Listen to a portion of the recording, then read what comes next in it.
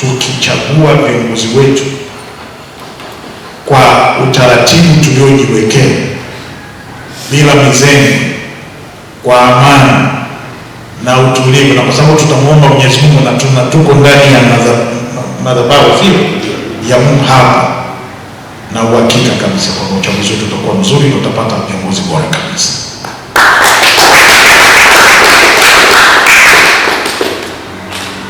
Kinyume chake itakuwa ni shida, ni vurugu. Kinyume chake tunaweza tukasambaratisha umoja ambao tunao.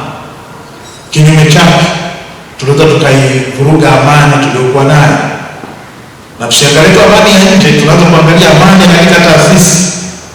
Ikivurugika hapa itatoka nje, ikitoka nje uhasama na mambo mengine, hali itakuwa sio shwari.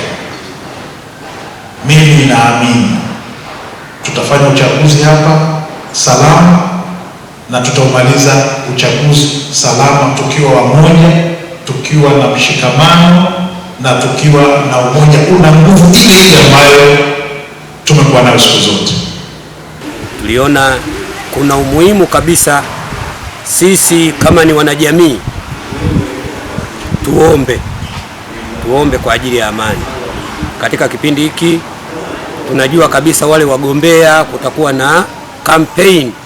Sasa wakati wa kampeni ndio mara nyingi sana vurugu zinaweza zikatokea, kwa sababu wengine badala ya kwamba watoe sera zao za kwenye vyama vyao, migogoro inakuwa kwamba watu wanaanza kushambuliana vyama kwa vyama, viongozi kwa viongozi, na hata lugha zinazotumika sio lugha zinazoleta amani. Yamkini wakati mwingine zinachochea vurugu. Ndio maana sisi tunaomba wote tukiwa Tanzania kwamba viongozi wetu wale kupitia kwenye vyama vyao ambayo watasimamishwa kuwa wagombea, basi Mungu awasaidie wakati wanavyokuwa kwenye kampeni zao, amani katulie.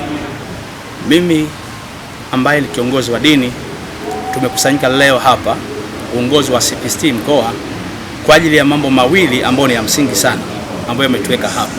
Jambo la kwanza ni kuombea taifa letu la Tanzania, hasa ikizingatiwa kwamba tunaelekea kwenye uchaguzi mkuu, na kabla ya uchaguzi mkuu kuna mambo ya kampeni kama ambavyo naona yanavyoendelea.